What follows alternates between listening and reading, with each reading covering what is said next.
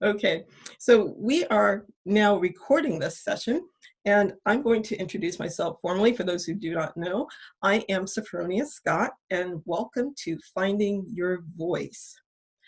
I am a writer, and I have published a couple of novels and 3 nonfiction books, and I also teach in the MFA programs, Master in Fine Arts and Creative Writing, at both the Mile High MFA at Regis University and in the MFA in Creative Nonfiction, which is a solely online program at Bay Path University, based in Longmeadow, Massachusetts. I was saying earlier that I used to do these types of calls all the time. Actually, I did them by telephone.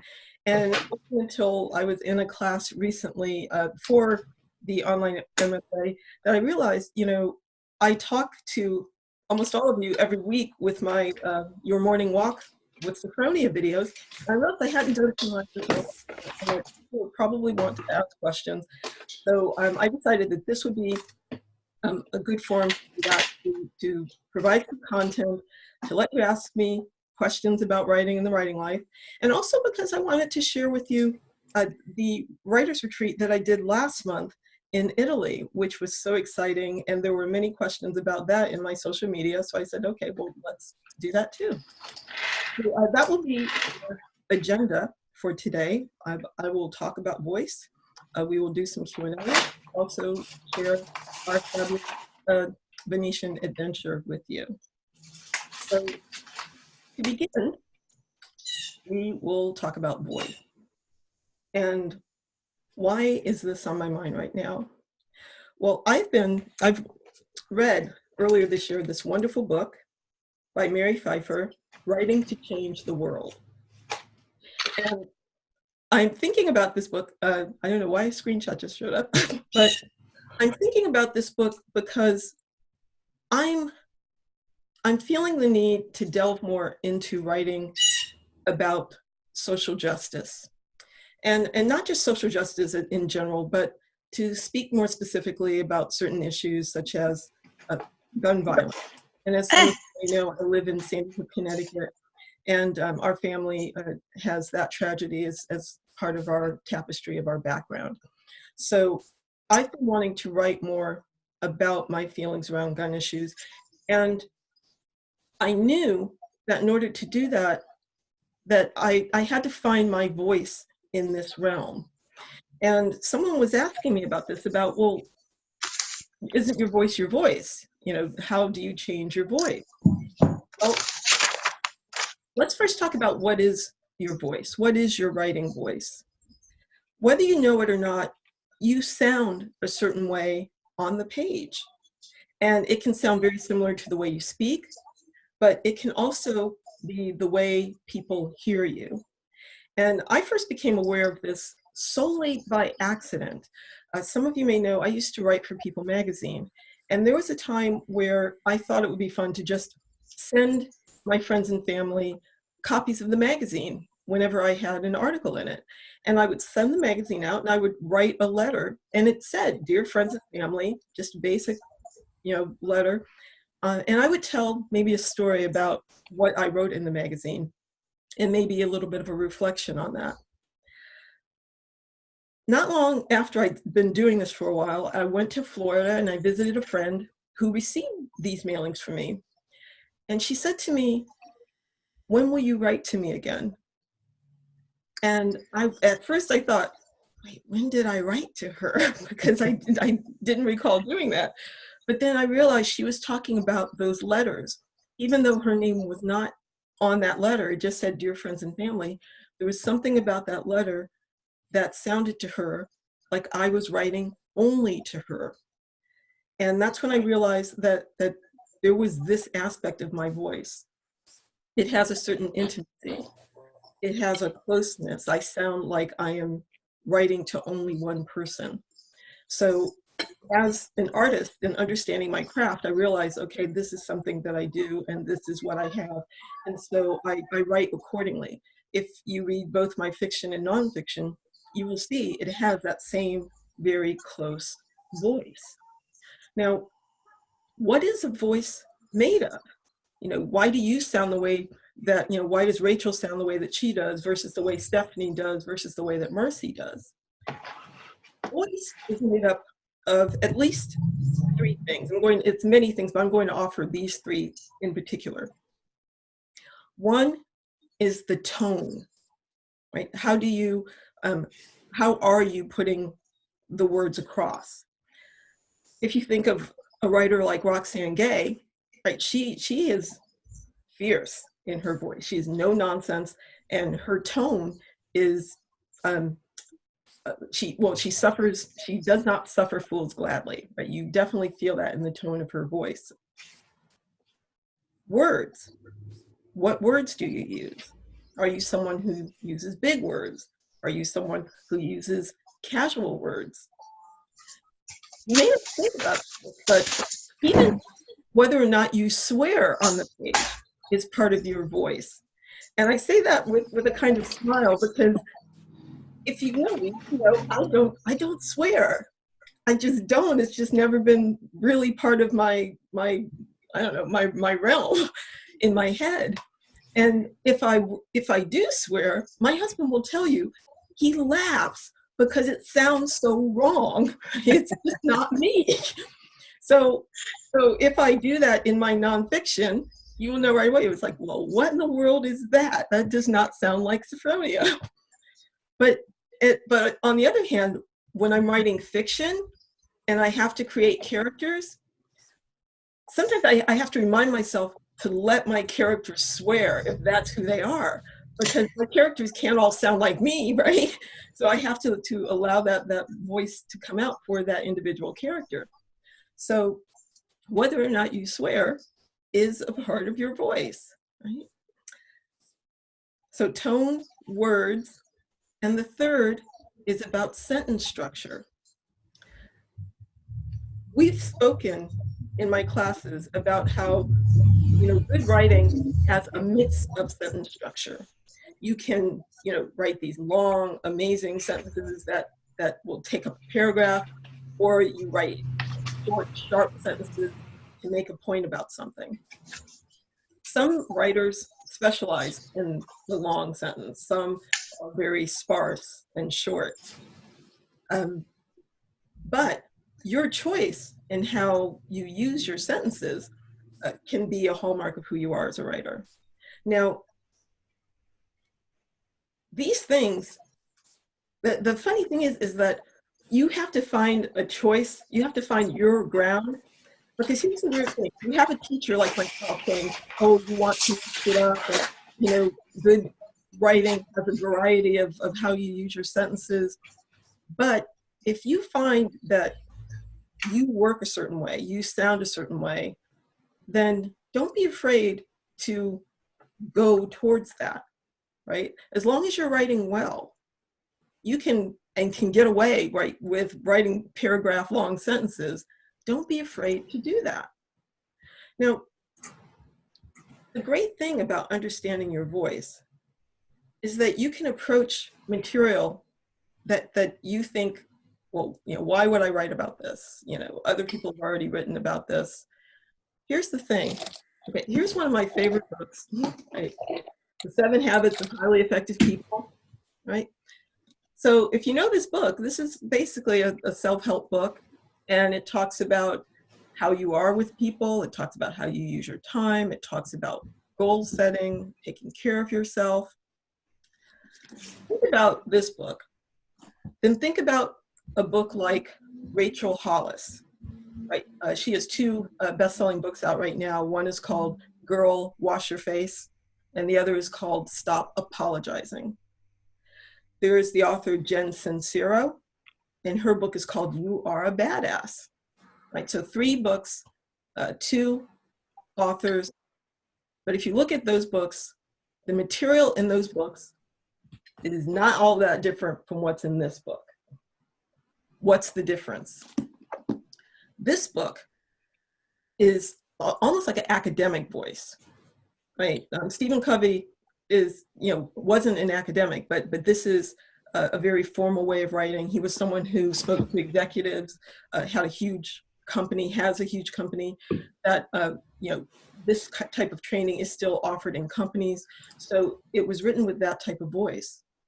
Rachel Hollis and Jen Sincero have a very different audience, right? They are practically like girlfriends with their audience, right? They are truth tellers. It is, their voices are casual. And as with Jen Sincero, the hyper casual, where you even have the swearing in there. So why would someone buy one book over the other, right? We are all looking for the same material, but Stephen Covey speaks to me more than Rachel Hollis or Jen Sincero. That doesn't mean that their work is not good. It's just, it's how I hear things. So readers will come to you for your specific voice and what you have to offer. So understanding that will go a long way to your not only finding your audience, but also to you gaining confidence as a writer, because you will gravitate toward what makes sense to you, right? What sounds right to you. Now, once you understand your voice, how do you go about changing it when you're going to write something different? I learned this by chance, because if some of you will know my essay, Why I Didn't Go to the Firehouse. Okay, that was a very emotional essay, and it's about the morning of the Sandy Hook shootings. And it's about why I didn't go to the school when I found out what was going on there. It took me a long time to write that essay. And I thought, when I was working on it, I thought part of the problem with writing it was just because the material was so hard and so emotional. I would get stuck a lot. When I would do that, and this is my advice to you, when you get stuck with something, often I will pick up a book, essays. In this particular instance, I happened to pick up a copy of Best American Essays from, I forget which year it was, probably 15, something like that. And I opened up these essays, and I saw that Charles Baxter, who is a writer that I know, he had an essay in there, and I hadn't noticed it before. And I started reading the essay. Now, Charlie is a very mannered gentleman, a very kind, gentle person. And I was surprised to read this essay and notice how prickly it sounded. He was annoyed with this driver lecturing him about hell. He was feeling a little resentful of going to a new college campus where he was going to teach, and watching all the young, hopeful people and just feeling, older and out of place. And he allowed that prickliness onto the page. And I read that and I realized, oh, I'm kind of prickly about this topic too. And I'm not allowing myself to sound that way on the page. I'm trying to sound, I'm being too nice, if anything, which was a new thing for me to realize. So I knew I had to go about adjusting my voice for that particular essay. Right now, as I told you earlier, I'm working on this finding my way into this voice of social justice. And it's the same process. How do I go about my voice? I've noticed as I'm working my way through this, there are 3 things. And actually, some of this got clarified in a conversation I had this week with, I think Alex is on the call. Alex is a former student of mine. And Alex and I were talking about a piece that he was working on, and why the sound wasn't quite right. And as we were talking, I realized, as I was preparing for this call, that there are very specific ways you can look at thinking about your voice when you're going to change it or when it's not right on the page. So these 3 things. Number 1, if it's written and it doesn't sound right, go back to the basic. Just tell the story straight. Tell it, just sit down and say, this happened, this happened, and this happened, right? I was sitting there, I got a phone call from my mom, decided not to pick up the call, and this made me ways. And mute the call for a moment because you can hear me, but I'm going to mute the participants because there's some noise on the call. I will unmute that. I will unmute that when you can ask questions. So anyway, tell the story straight. When you do that, you get the basic, here's what happened down, okay? I found that sometimes when you jump in and you're trying to sound a certain way when you're writing, that you lose track of the story. You lose track of why you're writing it, and you start sounding like you think you're supposed to sound. And usually this happens with academic writing, that you're so caught up in getting the sound right that the content is not there. So I'm working on a piece that's going to be in Ruminate soon that is about my reflections after seeing a commentary on gun violence in America. So if I had gone into this thinking I had to sound a certain way in terms of like lecturing about gun violence, we would lose track of the fact that I saw this image and it moved in a certain way. So I go to the straight story. Here's what I saw, here's what it looked like, and here's what it made me feel. Okay, so tell the story straight, number one. Number two, once you have the story written down, think about the feelings that come up for you in this story. Look for the emotional point. So for me, it was going back to that image, look as I tell the story and thinking what struck me. And it was this image and where the artist had written, in America, they kill their children. So I'm focusing on that, and you can even make a list of what you feel around that. So I remember feeling angry, sad, disappointed, outraged, hopeless, all of these emotions, right, connected to what's happening in this story. Then, number three, you try to revise the piece, reflect all of the emotion that the original story brought to you in the first place. So taking the bare bones of the story, finding the emotion, and then rewriting sentences, even coming out, if you need to come right out and say it. And I think one of the things like this image left me thunderstruck, threw me off my feet. Right? I have found that when I'm working in this social justice voice that I'm still trying to figure out, I find that my voice becomes more sparse. I find that I'm not in a place of, I'm not going to be, I'm just not Roxanne Gay. I don't have that kind of bluster and my anger doesn't come out that way.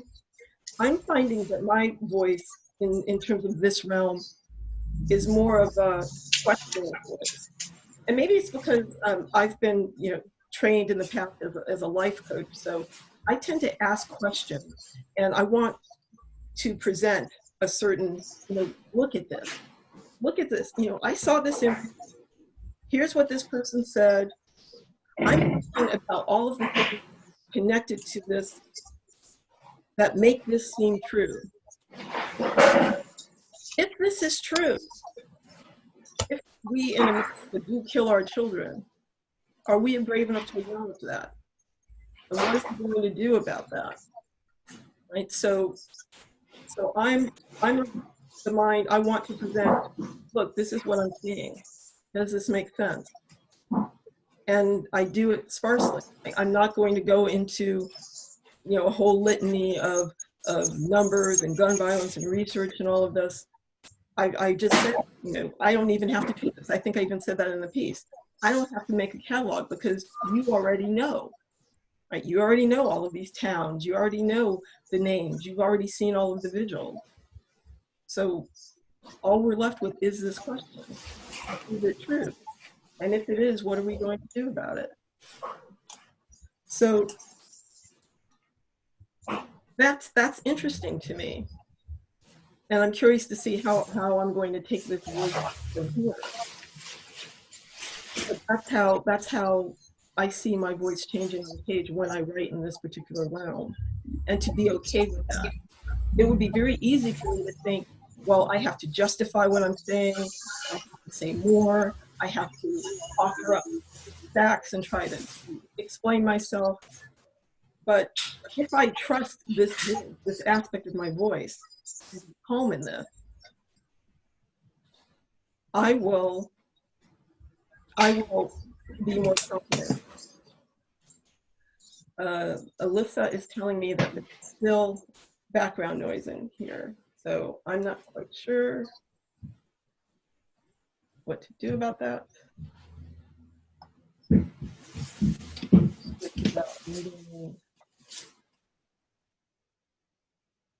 One of these other channels. Let's see. Okay, I think that's a little bit better. So, but the idea, coming back to it, is how do you gain confidence in your voice? And you understand what it is, where you're coming from, what makes it strong. And then it's kind of like be a rock and don't move in a certain way, right? That if someone is pushing you to be something else, can you stand in this realm and say, okay, I don't have to I don't have to prove myself. I'm just making this observation, and this is the way I sound. I'm going to take questions now. So I will unmute. Let's see.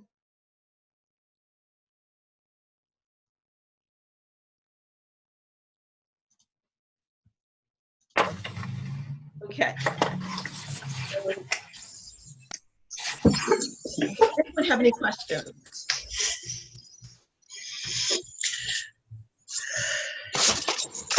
You look like you're thinking about something. Everyone, Rachel is calling in from Mallorca, Spain. Hello. Good evening. Hi. I've got a question, Sophronia. That at the moment, you know how my writing tended to evolve, and I ended up saying things that I didn't know I was going to say originally.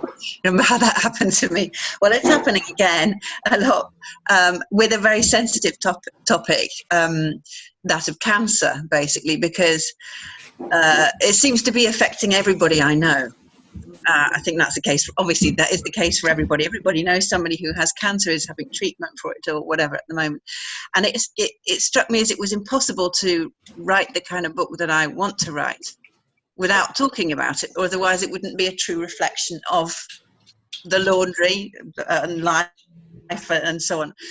And some people came, in fact, we had a little party last night because it's 3 years since I opened. And so I had some of my good friends there, one of whom has recovered from testicular cancer, and another one who's recovered from breast cancer first round, but another friend is currently, I'm going with her on Tuesday for her chemo.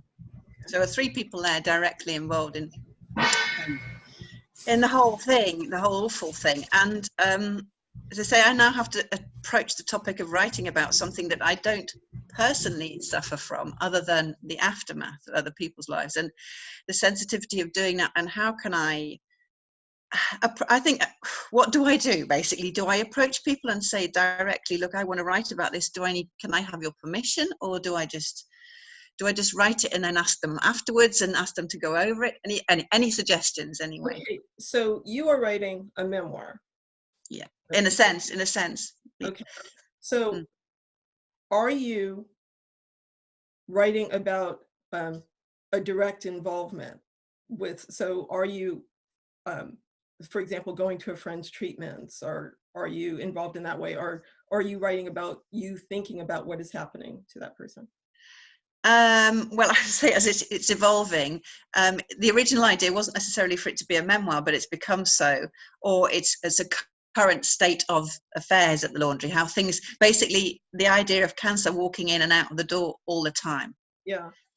And in fact, walking past the door, that a lady who wasn't actually a client, but she's in this vicinity. She used to come in with her little dog in the winter just to say hi. And I knew she was ill, but I didn't know what was going on. And then one day she didn't walk past the door. Mm.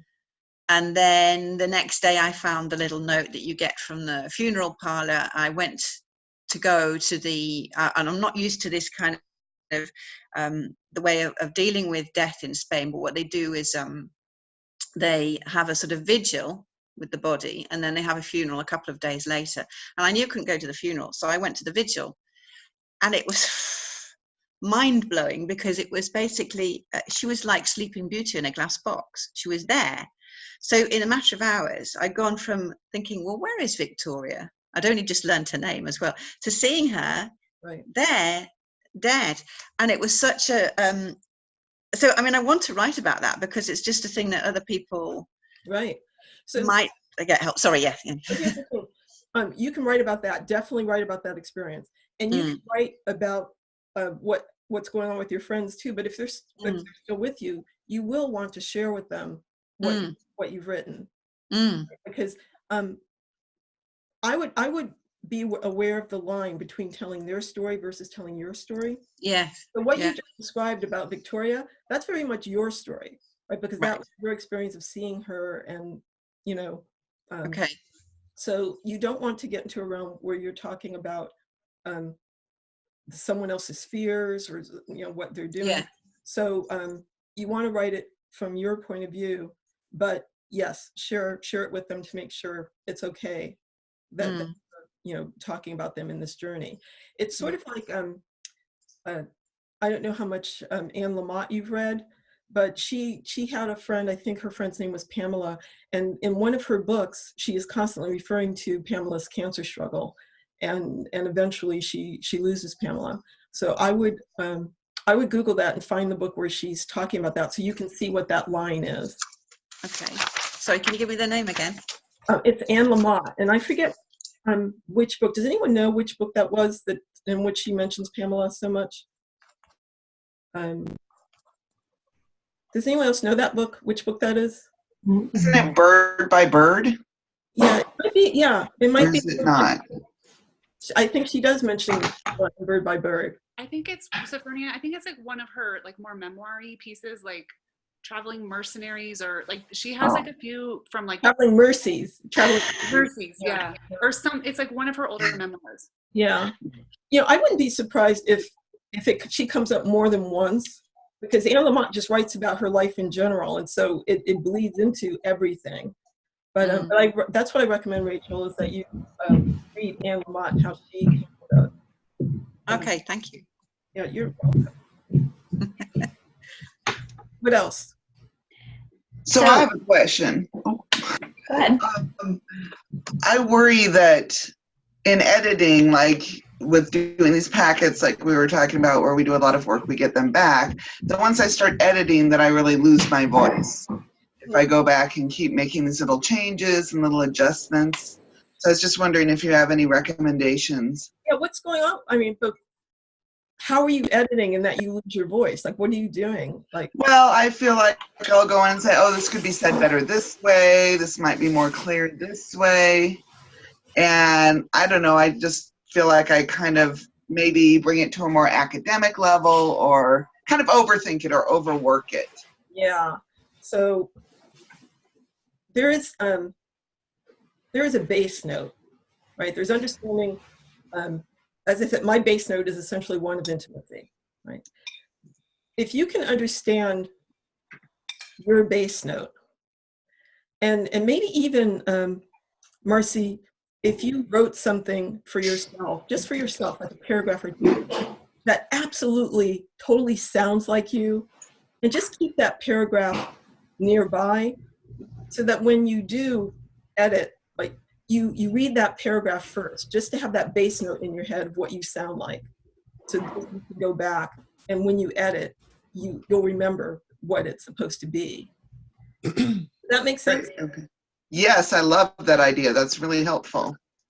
because it's like remembering a song, right? And how do I, how do I hit that note, right? And most singers do that. Like they will listen to a pitch pipe before they sing, so they understand that bass note and, can move through a song from there. Okay, great. Yes, That's a great idea. Thank you. Someone else had a question. So I have a question about like writing about and with children. Mm-hmm. And it kind of goes along with, I think, what Rachel was saying about when you're telling stories. Where is that line? I know that I've read your This Child of Faith, yes, that you wrote with Tane. Yes. And my daughter is only 5, but she knows that I write. She's interested in writing, and she's wanting to kind of participate with me in some of those things. And I've also written, a good bit about motherhood for publication and not. And I was just wondering if you have any sort of guidelines that you follow for, being respectful of children and not sort of stealing their story, or, I don't want to put anything out there that someday might embarrass her or upset her, or, that kind of thing. So I was just wondering how you kind of approach that. Well, Tane's, being, mother and child, it's like our stories are wound together. Right. but I'm very aware, and Tane and I have spoken about this. Tane is 15 now, and I totally recognize a window is about to close. I actually just wrote an essay about Tane. It's going to be in the March-April issue of Yankee magazine, and I told Tane, and I think I can't remember if I even mentioned this in the essay, that this will probably be the last piece I write about Tane, because I feel a window is closing, and now his story and his privacy is very specifically his own, and I'm telling him this because Tane is interesting and profound in terms of the way he thinks about things. And I said to him, look, people need to hear what you have to say, and I can't do it anymore. I can't do it. You're going to have to do it yourself now. Right? But this essay felt right for me to write, though, because it wasn't just about him. It was about my learning from observing him. And in particular, Rachel was talking about cancer, about how there's a lot of loss racking up, that I've lost family and friends, in particular to cancer, and how Tane has suffered these losses in a certain way that he manages to hold on to the joy as well as the darkness in addition to the light, and that I need to learn how to do that the way that he does. So it's our stories combine in that way. But yeah, I know what you mean. That's how I think about it, though. Like when they're very young, I feel like our stories are intertwined in that way. But it's only the separation only comes when they get older. Mm-hmm. Yeah. Does that make sense? Thanks. Yeah, totally. Yeah. I have a question. Yes. Okay. Hi, everyone. I was wondering, do you find that your voice changes based on your audience? And if so, do you think that affects your credibility as a writer? That's making an assumption that there are all sorts of different audiences. Mm-hmm. So like Rachel Hollis, it's not like she has one audience, the girlfriend audience, and she has an academic audience. Okay. So it's not like you in general have these different audiences. Technically, I would, because I write both fiction and nonfiction, right? Mm-hmm. And my fiction writing, my nonfiction writing in particular, is a lot of faith writing. So you would think that they may be different audiences. However, and this is just me, in one way or another, the base note is still Sophronia. Okay. So even in terms of, and I just completed an application for a fellowship, and it's technically an academic document, but the heart of that piece is still me. Okay. Right. So, but I'm not sure credibility would come into question there, even if you did change voices, because it's not as though the material isn't authentic, Right. right? The facts are the same, and the story is the same. Okay. So I'm wondering, before you can ask me more questions, but while in the middle here, I wanted to talk to you a little bit about the Italy trip, because I knew there was some curiosity around that as well. So basically what happened with the Italy trip, I had always had this dream of doing a European workshop.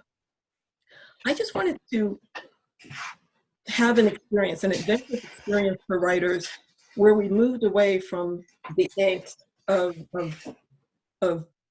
writing and publishing, and get back to this sense of just writing, just seeing things in writing, and traveling in a way that people like Hemingway did, and writers who just were inspired, Elizabeth Barrett Browning, by going to different spaces and finding out another level of their writing by having such an experience.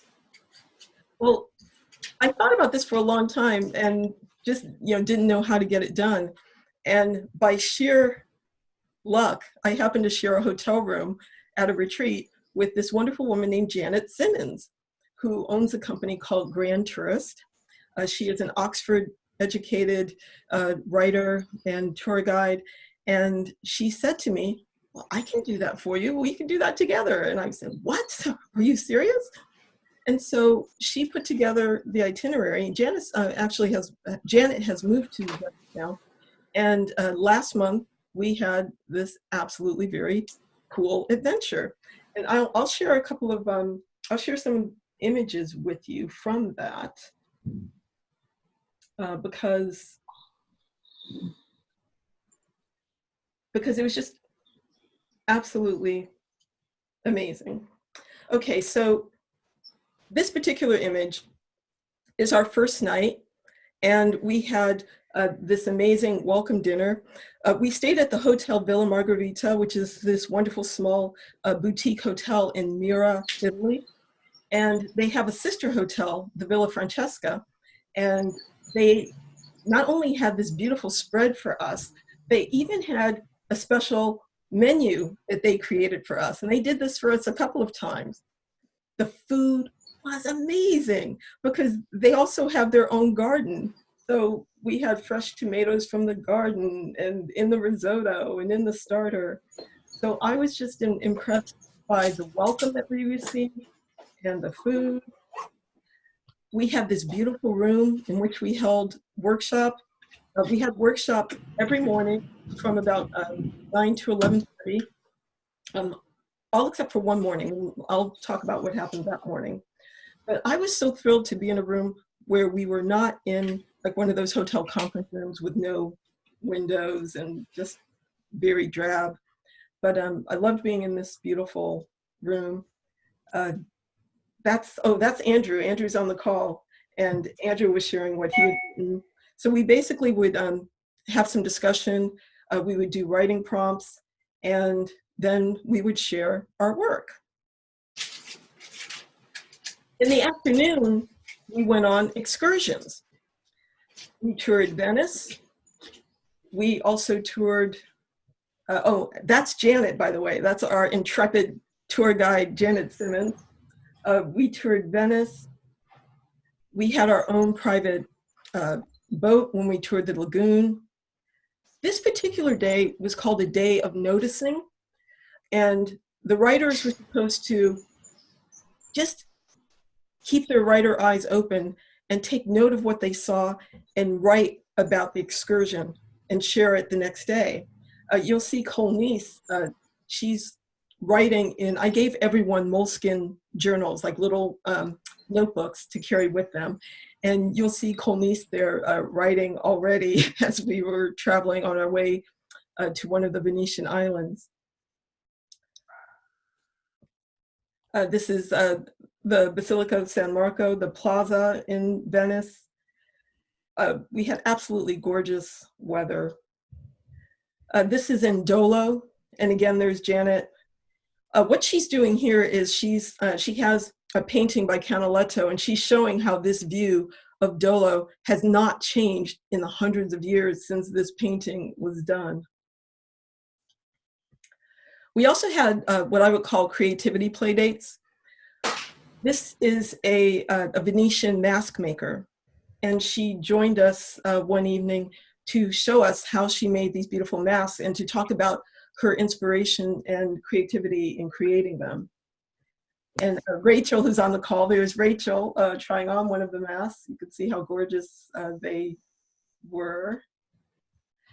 We toured the historic villas in the area. This is Villa Barbero, and that's Laura. She was a poet on our adventure. I was impressed by how luxurious everything was. The beauty of the hotel. In this, we were about to go to the lagoon to get on our private boat, and these Mercedes vans pulled up, and you see one of the drivers talking to Janet. Janet knows Italian, so she's constantly translating for me. She's talking with the driver to make sure we were going to the right place. I was just impressed at how beautiful everything was. This is, we had lunch outside. This is at our hotel. And you see we have our own chef there. It's not a big hotel. So we actually took the whole place over, which was another just wonderful experience. I had a day when it was like an off day. So a lot of people went out and I was just in the hotel lobby writing, and it was very quiet. And I didn't realize until I overheard the say, "Oh, nobody else is here. She's the only one here." And I didn't realize it, but that was just really cool. This is in Burano. I was inspired by the color of this beautiful place and the bright, bright blue skies. Andrew, I don't know why you're in so many of my pictures. What is that about?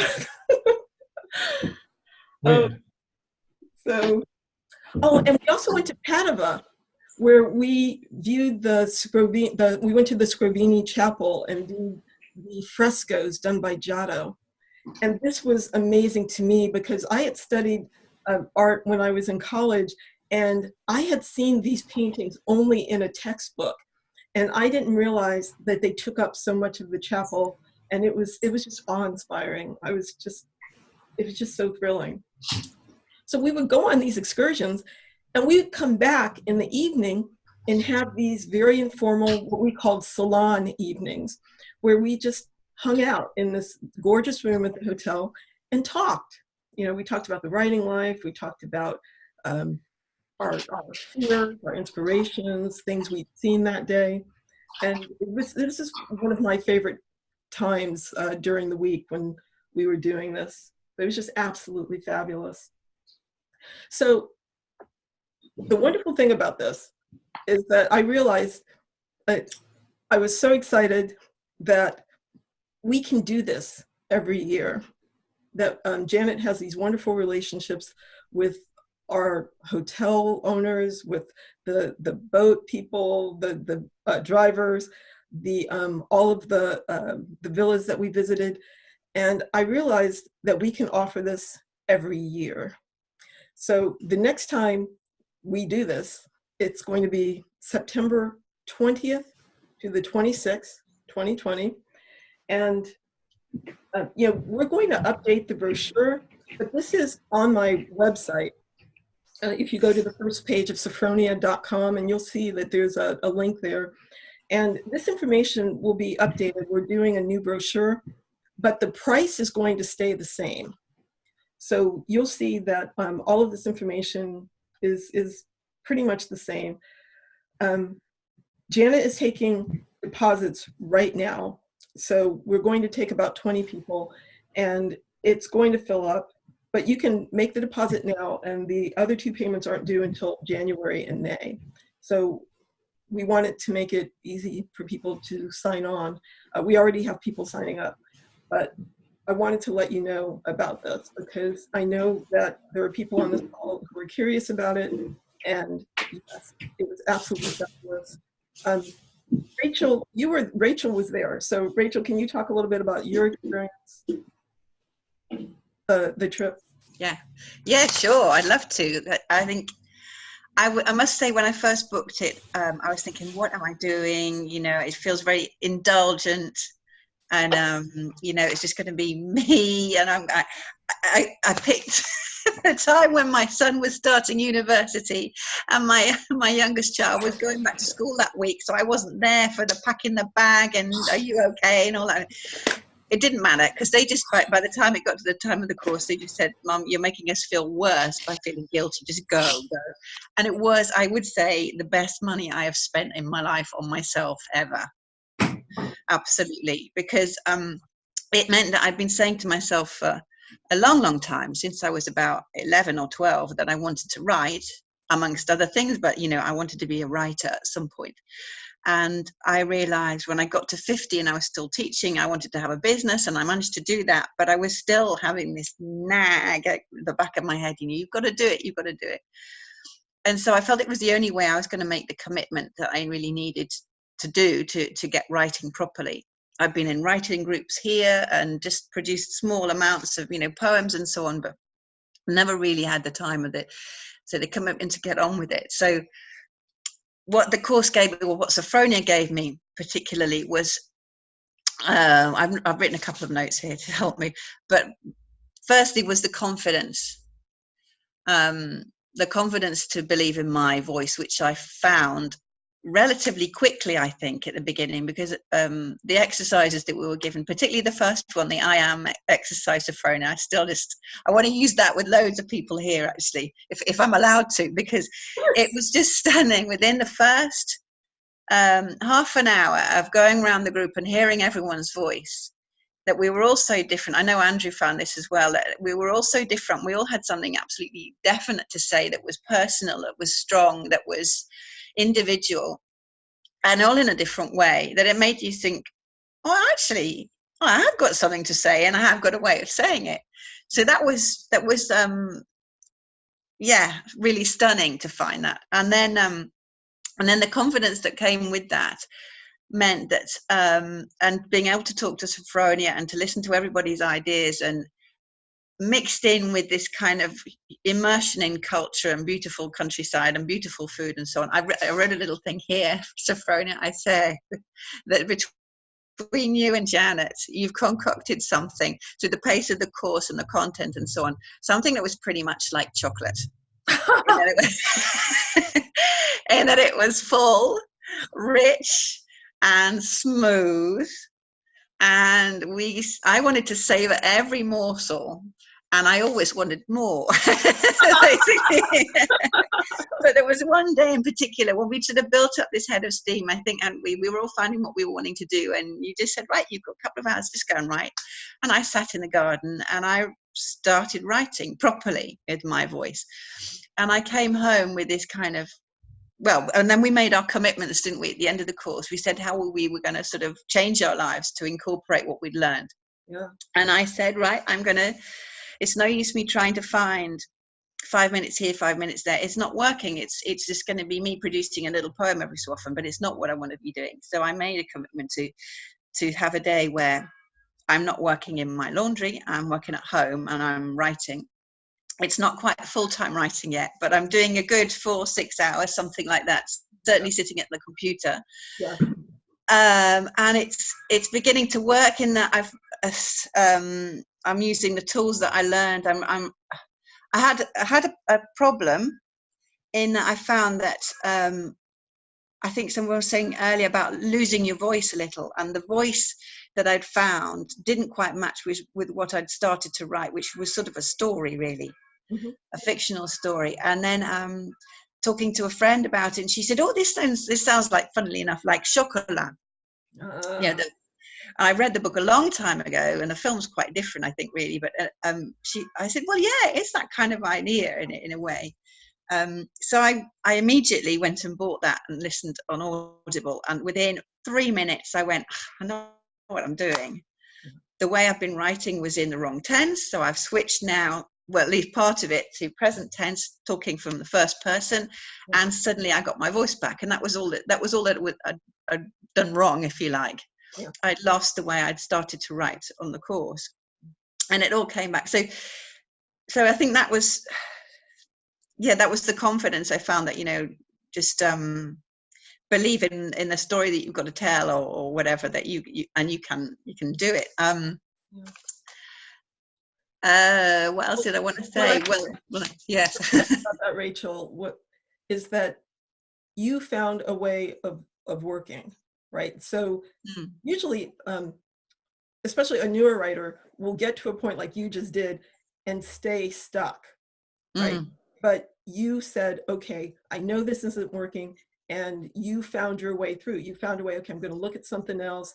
Okay, I see what I need to do. I'm going to switch up this. But it's like a craft, right? It's like you found a way of taking this sculpture. It's like, okay, this isn't working. Let me try to do this. Let me try to do this, which is so important in writing, because writing is a craft. So that's exciting for me to hear that you were able to do that, to think your way through it. Well, it was a huge relief, I must say, because I was feeling that there was still stuff wanting to come out, and it wasn't coming out. And but in the moments of despair, well, it wasn't that awful, but in the moments of despair, I just thought, well, what I can do if I really get stuck is I'll just give myself another one of the exercises from the course and do that and produce something and just write. And I have a little bit of my brain has been relieved from the sort of, the restrictions that you put on yourself. I just go, I'll do a Sophronia exercise. And I have done that. Yay! All right, thank you. Oh, no. Andrew, did you have something to say before I open it up to questions again? Well, just very briefly, Sophronia, I think the two things that I had no idea what to expect. And I think the two things that blew me away were the quality of the participants, like the quality of the writing that everybody was producing, and the quality of your teaching and coaching, which was superb. We really cracked through. I think you can only really learn one thing a day, but we did. Yeah. And it was, although it didn't feel like it, I think it was a fairly intensive week, and I think everybody got a lot out of it.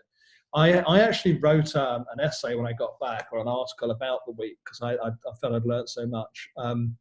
So I don't know, Sophronia, if you can share, I know you've got a link to that, if you can share that with people on the call rather than me talking about it now. Or if anybody wants, if you contact me, I can share it with you. Sort of my sort of takeaways from the week. But yeah, really great week. I only went along as general dog's body and helper. And I ended up doing a lot of writing. It was great. I will, I'm going to send out an email with the recording of this call, and I will also put in a link to your essay. Brilliant. Thank you, Andrew. Yeah, it's a wonderful essay. So, does anybody else have any questions? Because we're nearing the top of the hour, and I don't want to, I know you have Saturdays to go and do your thing this weekend. Oh, I think I should unmute everyone. Does anyone else have any questions? Well, I did have a question about you saying that you noticed when you were talking about social justice that your voice becomes sparse. And why do you think that is? Because well, as I was saying earlier, I'm not a blustering, like lecturing, this is bad, you should do this person. I'm very much, and as I said, I think it's because I'm a coach. Mm-hmm.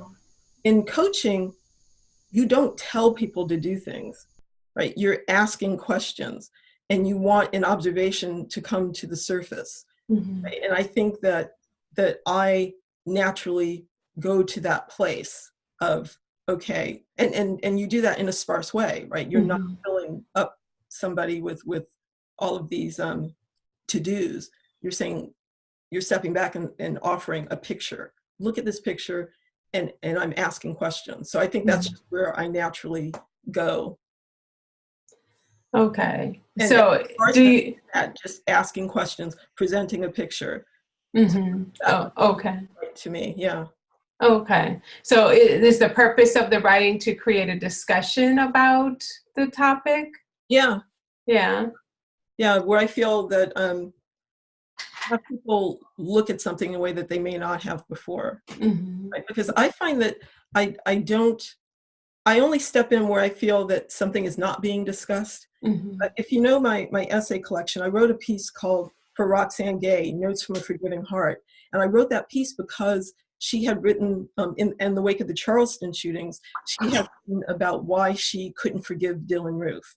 And that was shared throughout social media. And I kept waiting for someone to write about forgiveness and why forgiveness was important. It wasn't happening. And it wasn't happening, and it wasn't happening. And that bothered me to the point where literally I woke up in one morning and knowing that I had to write something and say, no, this is why forgiveness is important. So that seems to be my thing. It's like, okay, I'm gonna, I'm not part of like, I don't want to be in like an echo chamber, just, people saying all the same stuff to each other and they all think the same thing anyway. I want to step in and say, okay, but what about this? Yeah. Oh, yeah. Well, I wonder if some of the inhibition, are you afraid of what the response will be? Because if you're in America and you say America kills its children, that will make them angry. And sometimes I think the response that's going to come your way might inhibit you. It would for me. Think about where you're coming from. And I told you, I live in Sandy Hook, Connecticut. My son was in that school. Children have been killed here. So maybe I can write from this point in a way that others can't, because for me, there is a truth there. Right? So I'm sorry, this may sound callous. I don't care if someone, because those children aren't coming back. So why?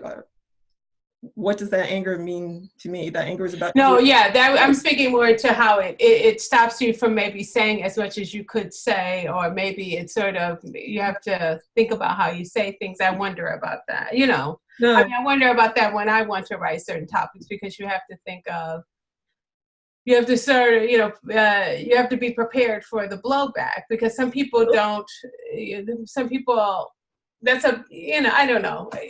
You do, but only you can know what you can do. Exactly. I'm at an age where, wait, and I've seen so much, it's like, I don't care. Right? It's like, I've seen too much of the craziness of the world. Yes, it is, yeah. So it's like, that's going to be there. Yeah. Either. So I have to say what I'm going to say. Exactly. Yeah, yeah. Any other questions about voice or about Venice? Anyone want to offer a few takeaways about this call today? It's really lovely to see you again. You too. And lovely to meet other people as well. Really nice. That's cool. Are you going to do this regularly, Sophronia? I don't know. What do you guys think? Should I be doing this regularly? Yeah. I think it's beneficial. I definitely think it's beneficial. I think I could do a once a month, maybe. That'd be fun. Yeah. Okay. Let me consider that. So before we go, one or two takeaways before we wrap up. What did you get out of the call today? Hi, Marcina. Hi. For me, this piece has helped me to, because I had dealt with an issue last week, and people were kind of offended about what I said, and it was about respect. And I was saying that I am not going to allow someone younger than me to disrespect me based on my skin color, based on my gender. I'm not having it. And so some people took it the wrong way. So now I'm going to write something to the dean that we need to have some sensitivity, because some people, what happened was that we had some speakers come in, and they were, all three of them were Black speakers. And I think that some of the white population of the Theo School was feeling uncomfortable about where they were coming from. And so in my response was that you have to respect people's cultures and where they come from. And you can't say that where they're coming from is not authentic. So was this something you've already written, or this is something you're going to write? I just wrote a little blurb on Facebook. I see. And then you got this response. And I got a lot of responses about it. Okay. So now this is going to help you with the thing that you're going to write. Yes. Excellent. Yes, for the next level. Thank you, Marcina. Mhm. Anyone else? One more. I really loved what you said about the bass note, how even if you're writing different things, because I also write, fiction and nonfiction, and I've kind of wondered about that and those different audiences and how to still be myself in both of those places. So that's something that I'll remember and keep with me. So thank you. Yeah, you're welcome. But yeah, that thought about music really hits home for me, because when my first novel came out, one of my colleagues, and I used to be a journalist, one of my colleagues read that book and he said, "This is what Sophronia sounds like when she sings." And I'm, it's like, okay. That's very nice. Very nice. Yeah. Cool. Wow. What a compliment. So I keep that in mind, all the time when I write. So, well, thank you everyone for being here. And I absolutely hope some of you would be interested in joining me in Italy next year. I would absolutely love that. Email me if you have any questions about that and how you might join me. And I will definitely let you all know, number one, how to access this recording, number two, Andrew's essay, and number three, the date, if I decide to do this again next month. Okay. You're challenging me. Okay. I'm already doing a video every week in my morning walk videos. It's like, okay, can I do this too? Okay, I'm going to think about it. All right. Well, thank you all for being here. Enjoy your weekend and take care and keep writing. Okay, it was nice meeting you. Thank you. Thank Bye. Thanks. Thank you. Bye. Bye.